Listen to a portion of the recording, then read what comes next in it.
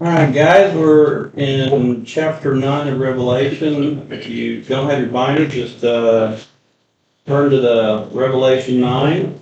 And this is where all the good helicopters and stuff may come out, so hopefully we can have some fun with this a little bit. But let's read it first. Can everybody read that okay? For the most part. You're kidding, right? No. I got it. Yeah, so you already know the four trumpets have already blew from chapter 8. And obviously there's no original chapter breaks. So you just go right into it. And the fifth angel blew his trumpet, and I saw a star fall from heaven to the earth, and he was given the key to the shaft of the bottomless pit. And he opened the shaft of the bottomless pit, and the shaft, and from the shaft rose smoke, like the smoke of a great furnace. My eyesight's just a little off. Okay. And the sun and the air were darkened with the smoke from the shaft. Then from the smoke came locusts on the earth, and they were given power like the power of scorpions of the earth. And they were told not to harm the grass of the earth or the green plant or any tree, but only those people who do not have the seal of God on their foreheads. And they were allowed to torment them for 5 months, but not to kill them, and their torment was like the torment of a scorpion when it stings someone.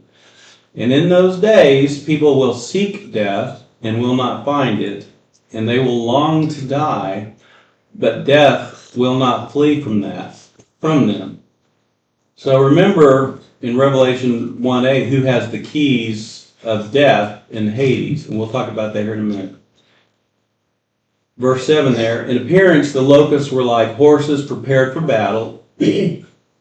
On their heads is what looked like crowns of gold. Their faces were like human faces, and their hair like women's hair, and their teeth like lions' teeth. And they had breastplates like breastplates of iron, and the noise of their wings was like the noise of many chariots with horses rushing into battle. And they have tails. And stings like scorpions, and their power to hurt people for 5 months is in their tails.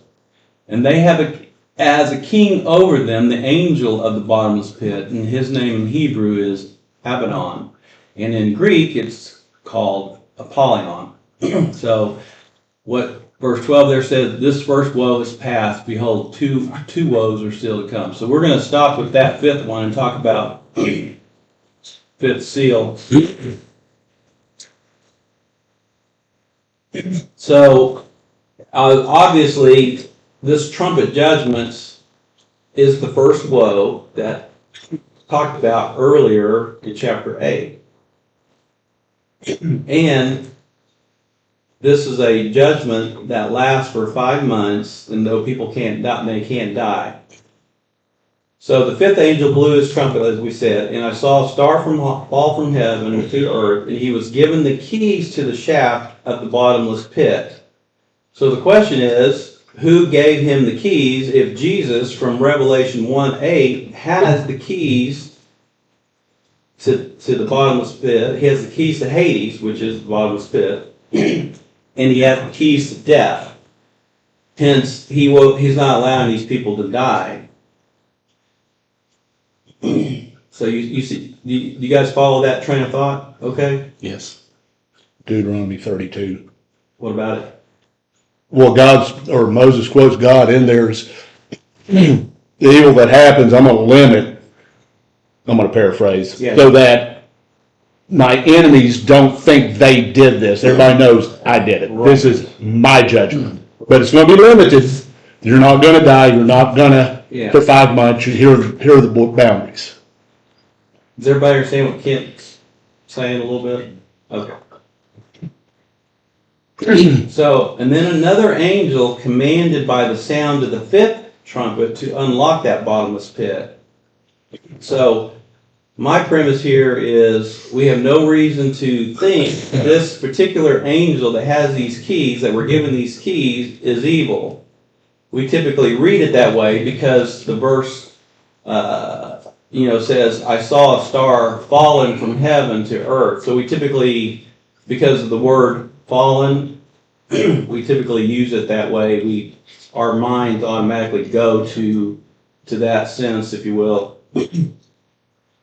And then stars, I guess you guys have been in here long enough to know that stars are typically interpreted as angels, or you can say watchers or other beings, supernatural beings. And they can be either good or they can be evil.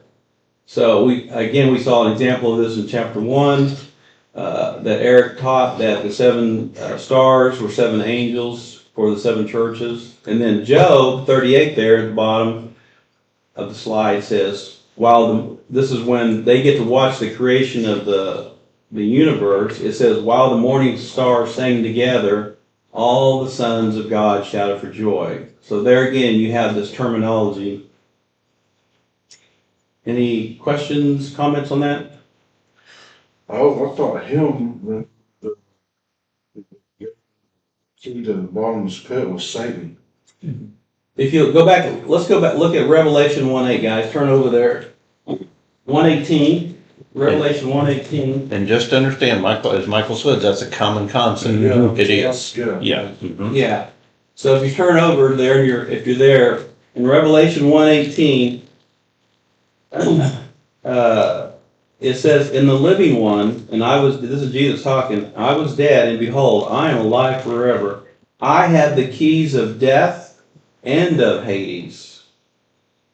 Does that make sense? Yeah. Okay.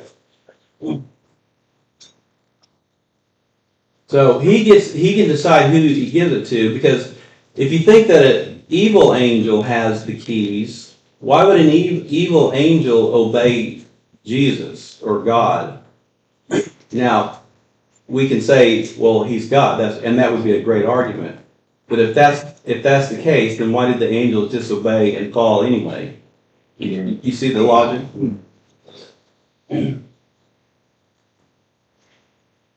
That's just what I had understood. Well, we've all been taught that, Daniel, so you're not alone. Not alone. Hopefully, part of our job in here as we are Bereans and we're studying the scripture is to pull apart our old traditional ideas and say, like, is the text maybe saying something else? Now, if you want to go ahead and believe what someone has taught, something, that's fine. But we're offering an alternative based on scripture, based on text, nothing else. Unless somewhere in between there, it contradicts that. Obviously, it does not. Right, yeah. And so we're not contradicting anything. If Jesus has the keys to Hades and death, I'm good with I'll that. just scratch that out of my Bible. Let's don't do that. I think there's, this generations old narrative of, God is all good all the time, but only does good things and loves this. So anything bad that happens is Satan or evil or the devil. But as we read, throughout Scripture, the judgment and wrath of God is God's, and He is not going to hand that over. How do you get Job 1 This where is his. ? Because when I first started reading Revelation, many years ago, I thought this is Satan. All this is Satan. But when you realize this is God's revenge, this is God disciplining and saying judgment has come. I may use some of these bad people, just like He did with Babylon when He took Babylon to invade Israel and take them captive and take them into exile. So He does do that for sure. And there's a general concept you hear a lot of times too, that God can't be in the presence of evil. Yeah, And I'm glad you brought that up. So let's just touch on that for a second since Mike brought it up. I mean, how many of us have heard God cannot be in the presence of evil? We've all heard it at some point. Yeah, we've all heard that, right? But we know that's not true because of Job. Because what happens? Satan comes to the throne, say, hey, what about your servant Job here? Can I test him?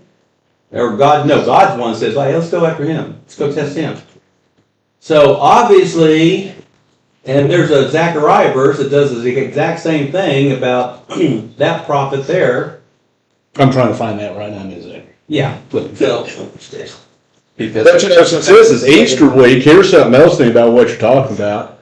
At the Last Supper, Peter says or Jesus says to Peter and the apostles, Satan has asked to sift each of you like wheat. Well, Satan didn't send him a text message, right? They're not on DMs, trading Instagrams. There's only one way Satan asked to sift those apostles like wheat. that's a great point. You know what I mean? It's like Satan listens to God. Yeah. God. Hey, Jesus, let me get Peter. Yeah, I mean, they didn't. he does both, yeah. So, all right, verse 2. So I'm talking about that star being we were talking about, opened the shaft of the bottomless pit, and from the shaft rose smoke like the smoke of a great furnace, and the sun and the air were darkened with the smoke from the shaft. So obviously the smoke is from the bottom of the pit, and it's let loose into the air. So when we talk about the pit, we're talking about Hades. Some people will call it hell in the Bible. So who's down there, right? Well, 2 Peter talks about who's down there. So it's up on the screen. I've got 3 different little translations of it from different translations. The first one is the CSB, Christian Standard Bible, which is what Lifeway uses. For if God did not spare the angels who sinned, but threw them down into Tartarus, and that's what Greeks use for hell, and delivered them to be kept in chains of darkness until judgment. For if God did not spare angels who sinned, but cast them into the pit and delivered them into the chains of darkness, being kept for judgment. So that's the NSAB, New American Standard. And then lastly, this NLT, I just put the last part. It says, he threw them into hell, and it's got a little asterisk, in the gloomy pits of darkness, asterisk. So the asterisk for that first one is Tartarus, and then the second one is chains of darkness. Because I think we need to understand a little bit of this. And if you'll note there on that first quote, there in the middle, that I have CSB, it says, note the order Peter uses it in. So if you go over to 2 Peter 2, and I'm not asking you to turn over there, but I just do want to share this with you because I think it's interesting. Peter basically gives a chronological event of these things. So he starts with the Genesis 6 issue. Remember when the sons of God came down and had sex with women and then married them and all that kind of stuff? So Peter starts with that because the next thing he talks about is Noah, how God rescued Noah, and then the next thing he talks about is Sodom and Gomorrah and how he rescued Lot. So there's a progression of chronological order that Peter is using there, so we know this is the Genesis 6 incident. Does that make sense? Mm-hmm. Okay. And basically what Peter was saying there was like he knows how to rescue the righteous, and he also says in Peter there is that God certainly knows how to keep the ungodly under punishment until the day of judgment. This is the day of judgment. What we're reading through here is it's transitioning into the day of the Lord, and we're going to see this recapitulated or retelling of the same story in different ways as we go through this. Any questions? Comments? Observations? Verse 3. Then from the smoke came locusts on the earth, and they were given power like the power of scorpions of the earth, and they were told not to harm the grass of the earth or any green plant or any tree, but only those people who do not have the seal of God on their foreheads. So obviously that is people who are not believers. Which tells you that believers, if that's the case, then it tells you that believers are there. From the bottomless pit comes these locust-like creatures. They're not scorpions, but they're given power like scorpions, that being the power to harm or sting unbelievers who are not sealed by God. I know I'm stating the obvious here, but it just stated it a different way. So this is kind of similar to the serpents in Moses' camp to bite people. And then we could read Jeremiah 8:17 right there. It says, the snorting of their horses is heard from Dan. At the sound of the neighing of their stallions, the whole land quakes. They come and they devour and all that fills it, and the city and those who dwell in it. For behold, I am sending you among serpents. I am sending among you serpents, adders that cannot be charmed, and they will bite you, declares the Lord. So, in Ezekiel 9, we have a kind of a similar thing going on here. And I'll read this. Then he cried in my ears with a loud voice, bring near the executioners of the city, each with his destroying weapon in his hand. And behold, 6 men came from the direction of the upper gate, which faces north. I would love to talk about faces north, but that's for another time. Each with his weapon for slaughter in his hand, and with them was a man clothed in linen, and a writing case at his waist. And they went in and stood beside the bronze altar. This is inside the temple area. These are angels that God has sent into Jerusalem. Verse 3 there. Now the glory of God of Israel had gone up from the cherub on which it had rested to the threshold of the house. So now it's standing outside the temple on the threshold. And he called to the men clothed in linen, who had the writing case at his waist. And the Lord said to him, pass through the city, through Jerusalem, and put a mark on the foreheads of the men who sigh and groan over all abominations that are committed on it. They can't stand all this abomination, all this evil that they see and what they're seeing within their own city. You know, and we see that today. You know, some of us, it just kills us to see what's happening around us. Habakkuk talks about that. Who? Habakkuk. Oh, yeah, absolutely. So the prophets do. Yeah. Okay, verse 5. And to the others he says, hearing, pass through the city after him, so after you've sealed all these people, and strike. Your eye shall not spare, and you shall show no pity. Kill old men outright, young men and maidens, little children and women, but touch no one on whom is the mark. And I want you to begin at my temple, at my sanctuary. God takes this stuff serious. And this happened with the Babylon, when the Babylons came on invading, because they were used by God to go in there. But we have 6 angels, and plus a seventh with the carrying the case, that are, I don't know how to describe it, but basically I guess while they may not do the actual killing, they're allowing Babylon to come in and do that. They're not allowing them to kill those whom they've been sealed with for God. Doesn't this kind of remind you of Joshua going into the promised land? Yeah, Yes. absolutely.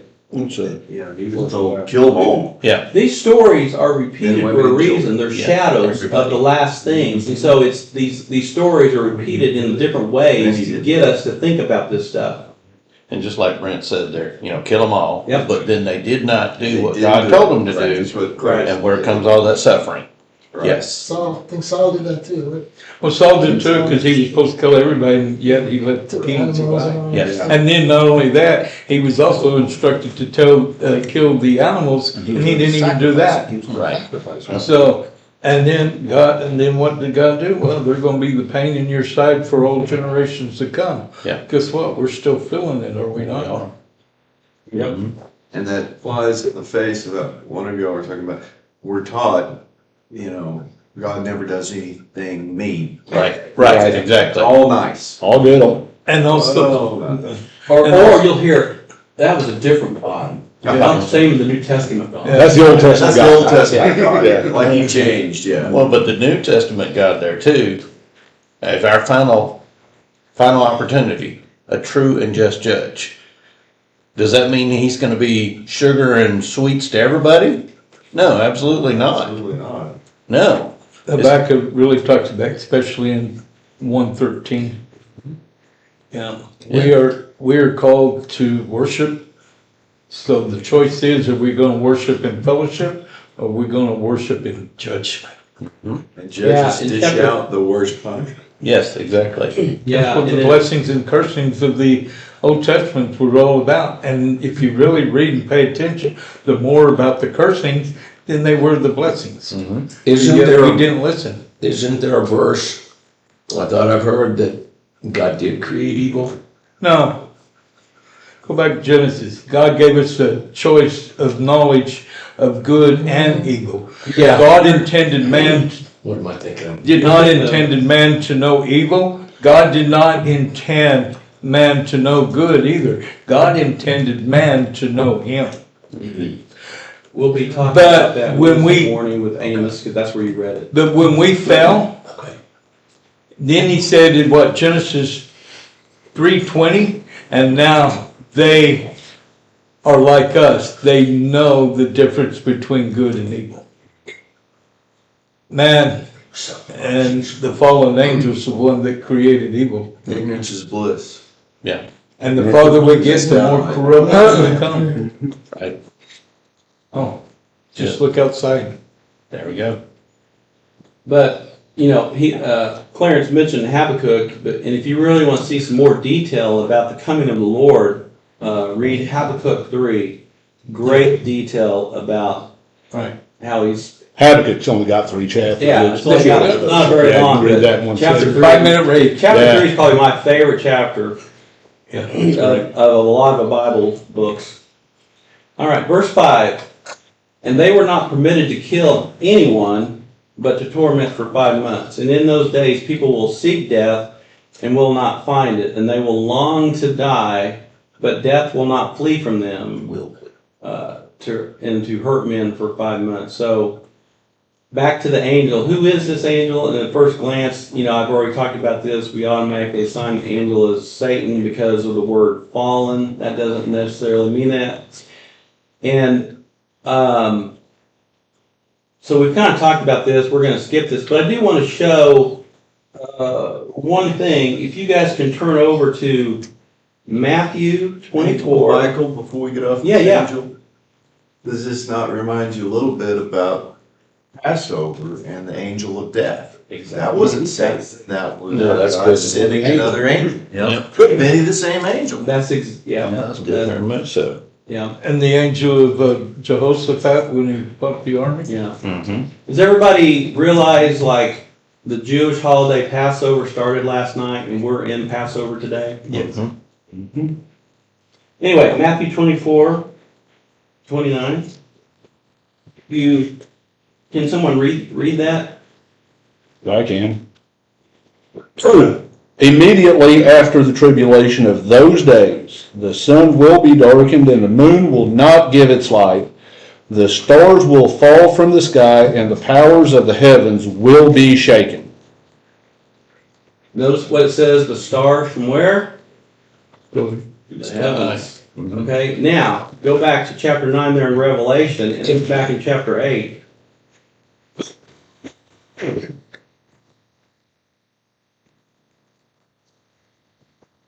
If I can still find it. Verse 12. The sun was struck, and a third of the moon, and a third of the stars, so that their light may be darkened, and a third of the day might be kept from shining, likewise a third of the night. Do you see the parallels? Mm-hmm. I find that fascinating and interesting. I mean, So the angels, fallen would take to heaven. so, you know, is it real stars or is it both? You know, we don't want to do either or, but Or could it be I think yes? it's definitely an angel. Could it be yes, both? That's what I'm saying. Yeah. Yeah, it also teaches us that there was a battle in the fallen angels and Satan was kicked out of heaven. And then they were bound upon the earth. Is there, I've been trying to find this, is there any significance to the 5 months that you know of? Not that I'm aware of at this time. It might be But I think the similar. word 5 months definitely has some significance It's- with yeah. some festival or something, but I don't know. Why is it 5 months? I don't know. It could be that it's similar, time frame was in the, when they held the snake in the wilderness that bit and the snake was risen. Yeah. Yeah, so if we were to look back, and I don't know that, but if that is true, that it's 5 months that they were dealing with the snakes, then that would be a nice correlation. Right. And you don't say that, it just, Yeah. by the time frame, it suggests it. In the footnotes, it says, just in these footnotes here, it just says that 5 months, 5 months is also the normal lifespan of locusts. They'll come out Oh, like is it? in Okay. May to September, so it may be the season where they come out. Maybe that's But what I mean, it I is. mean, I don't know. That's Yeah. interesting. No, that's a good note. Yeah. So I think we've kind of, It's one speculating. yeah. And that's what I want you guys to do. If you know something, spit it out and, let's discuss it and talk about it. So that's good. You know, sometimes I always thought that, sometimes I think, I guess I still do. Ouch. Yeah, dangerous, scary. That these locusts at times, I think, maybe they're gonna be like,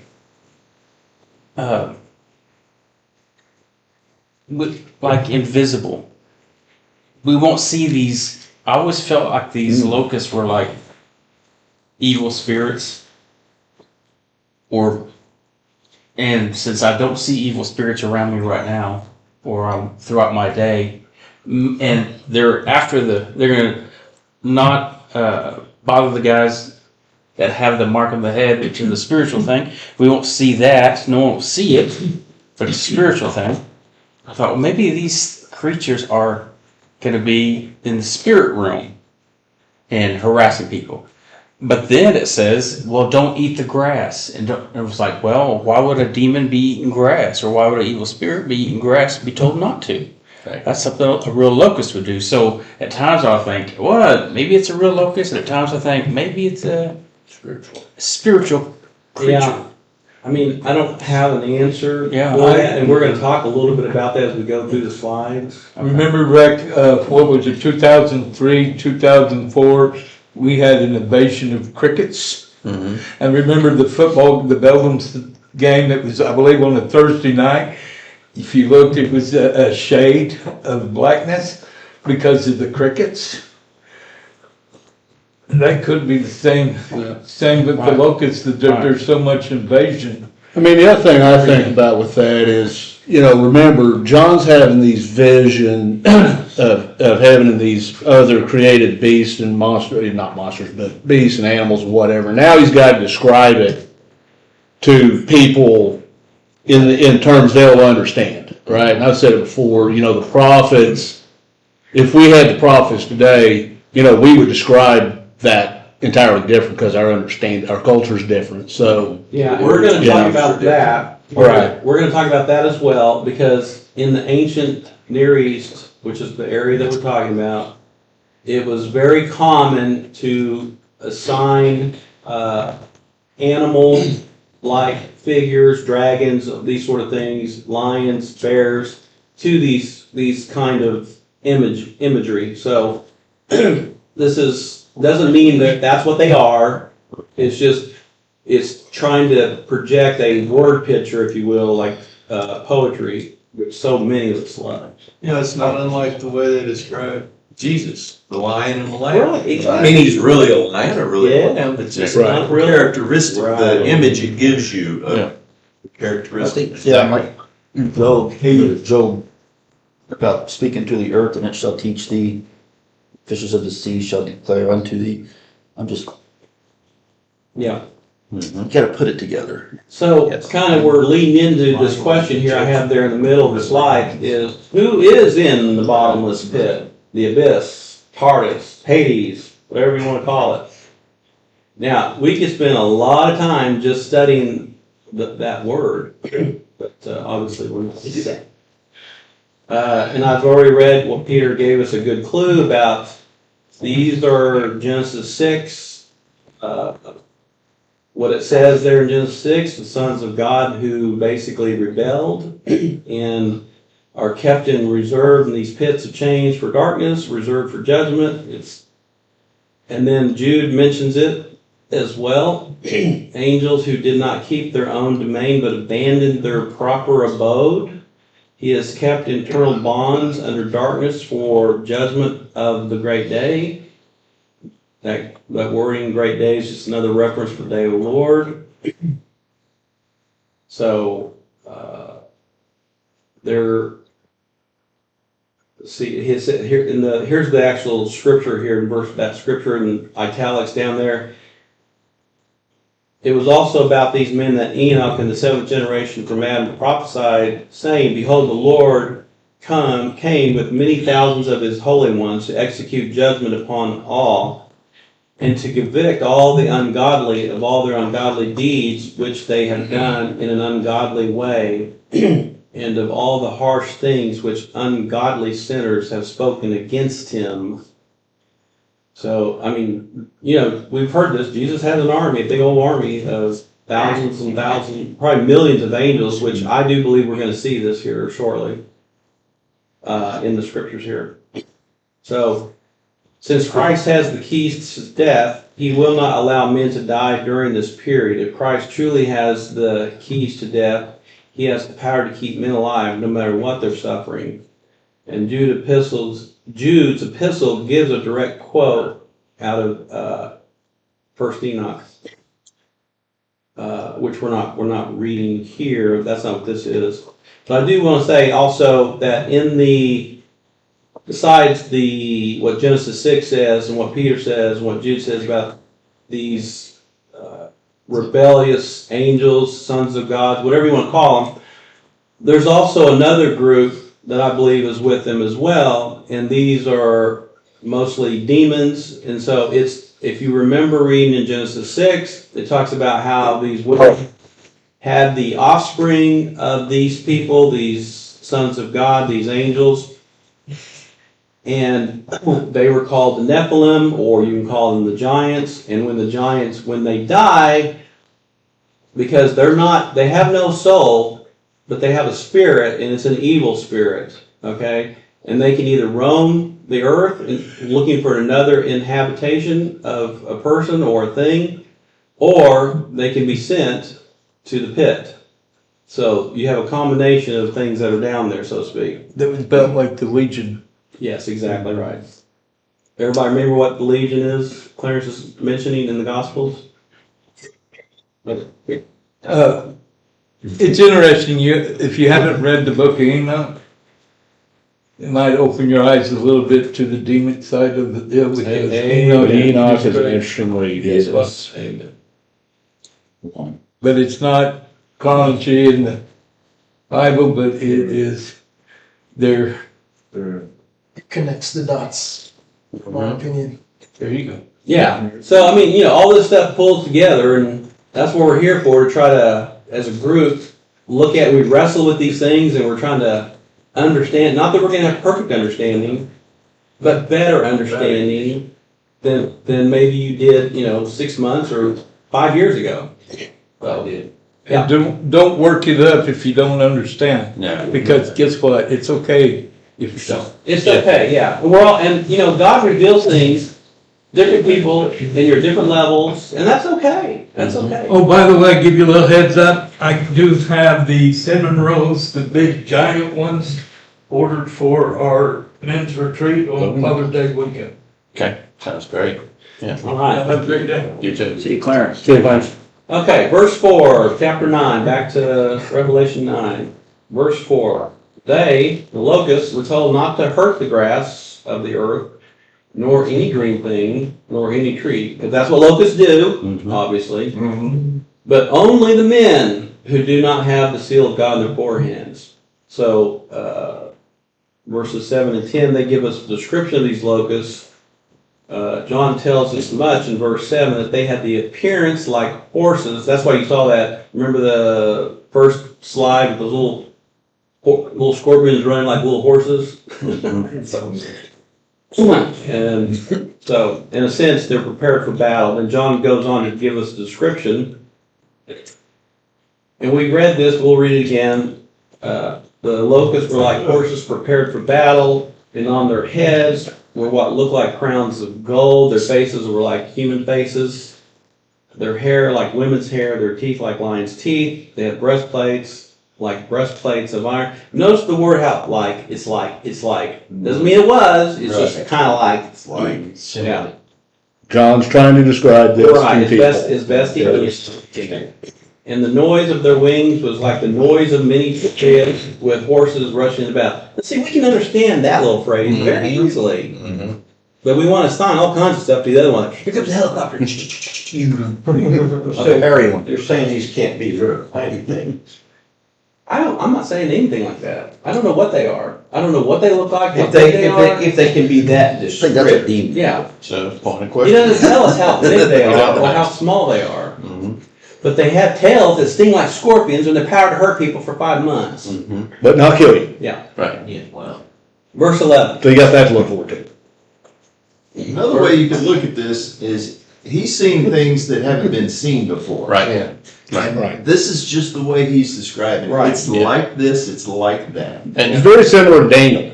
yeah. Very similar. Visions Daniel has, and now I gotta explain this Now I to gotta try to. people. And that was how they communicated, was really with word pictures, is what they did. So he's trying to create the picture of, here's what it looks like. From a Here's what it vision. is. Yes, exactly.